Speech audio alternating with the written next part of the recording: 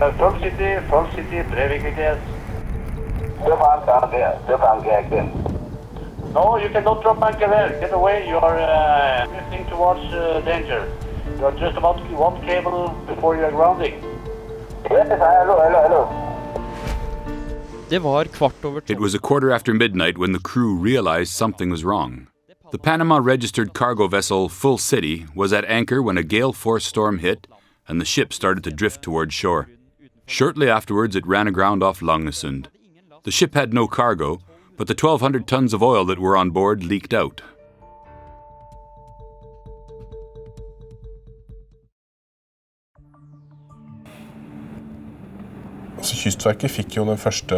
The Coastal Administration first realized that something was wrong based on communications from the Breivik Sea Traffic Center. The Traffic Center is an integral part of the Emergency Response Team and Emergency Preparedness Organization. They notified the Emergency Response Team, which in turn mobilized resources to initiate an operation to monitor the grounded vessel and handle the incident.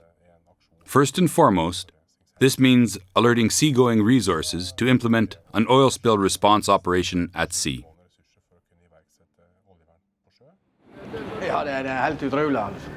I can't believe it. He's actually started off in this deep channel and come to rest over there.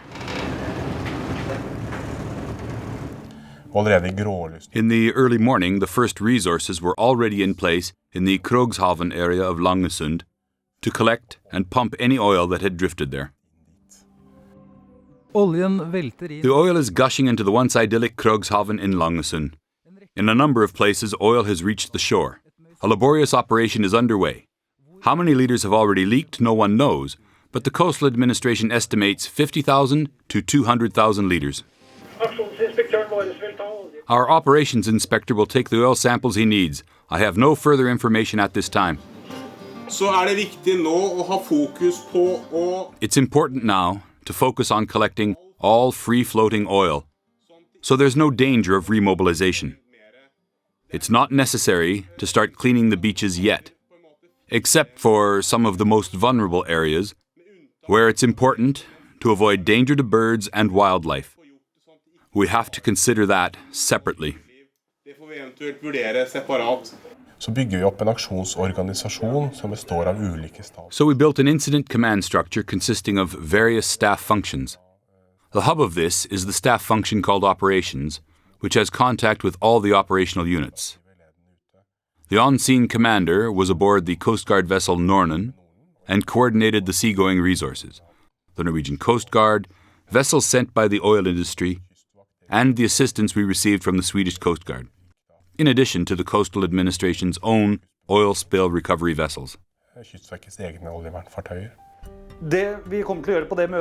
What we're going to do at this meeting is to get as much of an update as we can. We are telemark pollution response, so we will concentrate on telemark.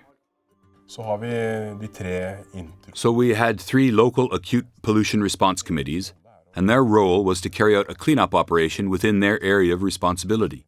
That is to say, within their own counties. The largest spills are in this area, and here we have 20 to 22 people from the civil defense.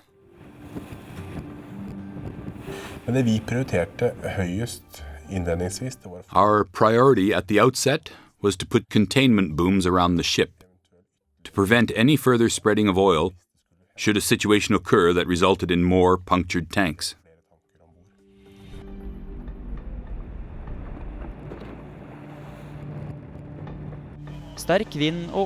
Strong winds and up to 6-meter waves are hampering efforts to contain the spill, and the high sea is making it almost impossible to put out booms. But the Coastal Administration has mobilized all available oil spill resources to limit the damage.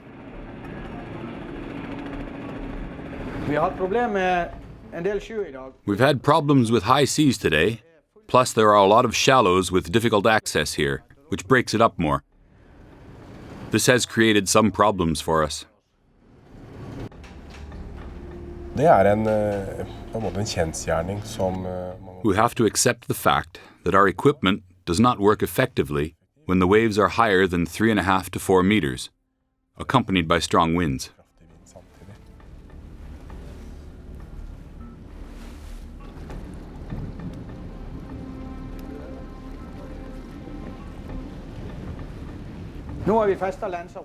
We have now secured a boom to the shore. So now we're setting up the containment system with booms around the ship. Now we will finish putting these booms all the way around the ship. A question. Can you confirm the ship is stable? For the moment, the ship is stable with the current weather conditions, and it is quite upright. We heard that 3 tanks had been damaged, but we could not estimate how much oil had leaked or how much was left inside. So there is still a lot of uncertainty here on board.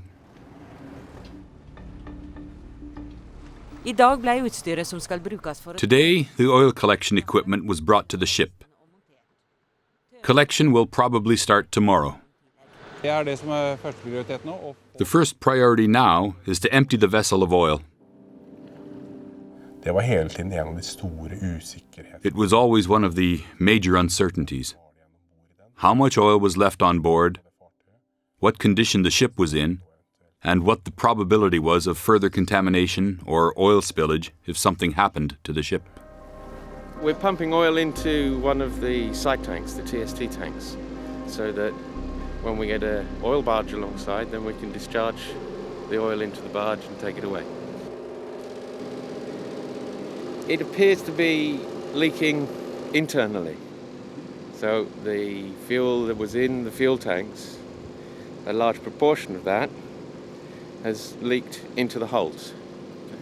So that's actually quite a good thing. There is some oil in the water, and that's probably come from the engine room.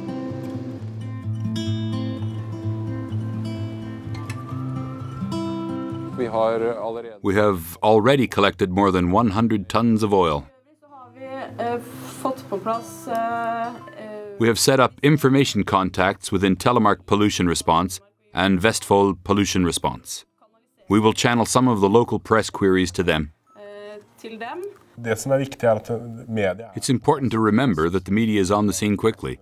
We must also be on the scene quickly to provide information and show that the coastal administration is present, taking responsibility and keeping everyone informed about what we're doing and how we intend to resolve the current situation. The current situation is that the vessel is surrounded by 2 barriers. That is, an inner boom and an outer boom. And oil is no longer leaking outside the booms.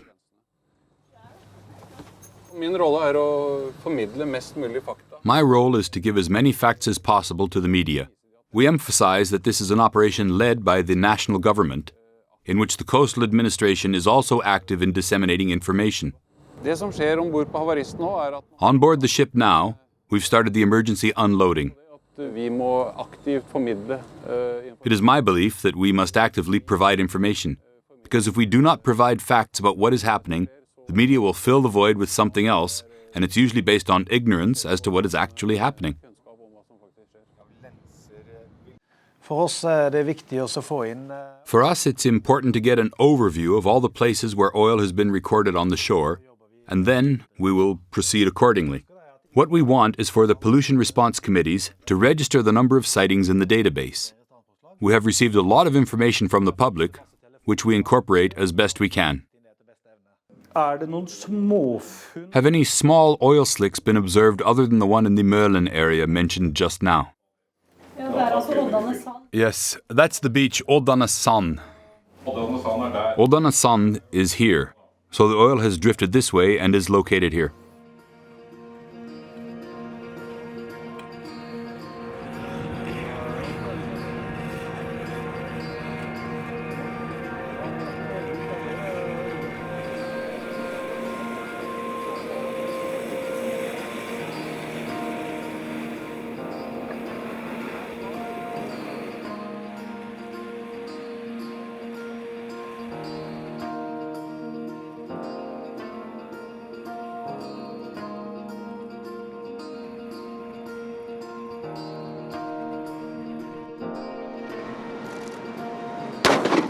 The Wildlife Agency carried out an act of euthanasia in Langesund tonight.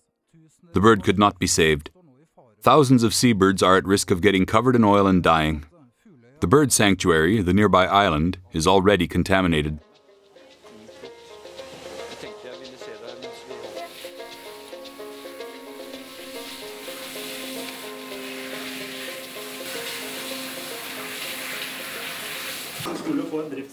If the oil should drift this way now, indicating that it's moving into the archipelago area towards Kragerø, then that's the most vulnerable area we have on the coast here. It's this area here. What's it called? Stråholmstein and the Stråholmen area. We're going to increase our staffing by some 40 headcount tomorrow, beyond what we have today, to clean the beaches. We're organizing a difficult operation at a place called Stråholmen. It's a very vulnerable islet, as there are a lot of migratory birds coming in within a week or two. And there are some wetland areas that need to be cleaned very quickly. We've been out here over a week now, and we are engaging over 100 people from the National Guard, the WWF, and the Coastal Administration, who will make a concerted effort over the next 2 days to clean as large an area as possible. We usually mix the bark with water, and then we scrub like this.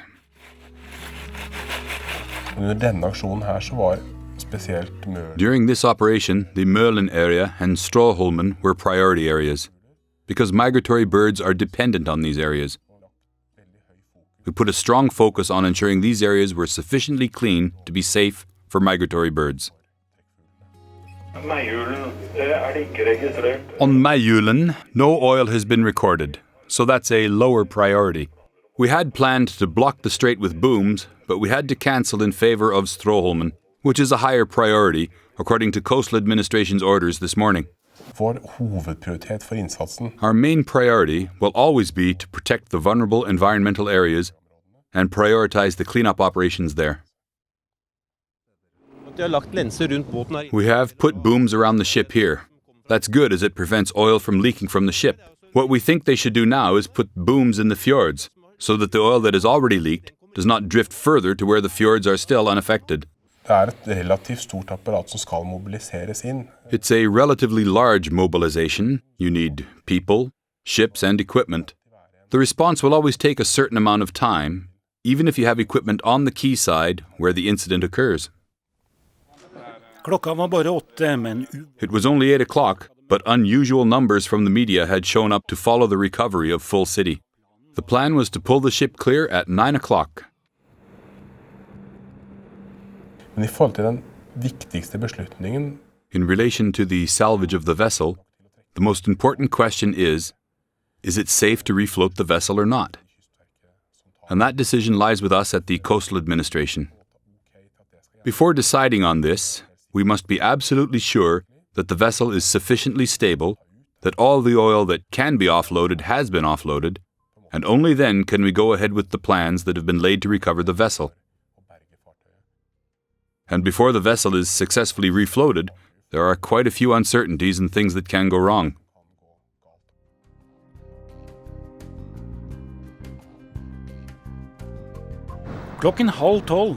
At 11:30, the towing operation began. The 3 tugboats managed to tow Full City from the seabed quickly. So far, everything has gone according to plan.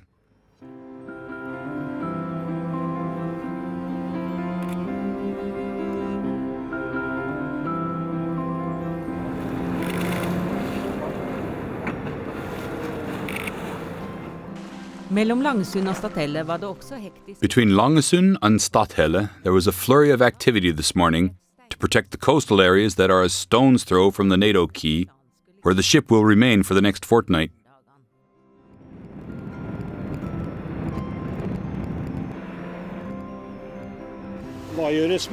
What happens with any oil that may leak out of the ship now that it's afloat? First, a surveillance plane is mapping any possible oil spill. Oil spill response resources are in place, and booms will be returned to the ship, where it ran aground to collect oil along the shore there. We have systems for collecting any oil that is found elsewhere in the area. Så når den båten var trukket av grunnen og fortøyd inne ved So when the ship was recovered and moored at the quay at Langesund, it was a fairly important milestone in relation to the risk scenario. in terms of the danger of further contamination. I'm very confident that the response organization, comprising the coastal administration and cooperating organizations, with all their highly competent people, can provide the best advice possible as regards handling such an incident, so that the incident command can make the right decisions based on what they know at any given time.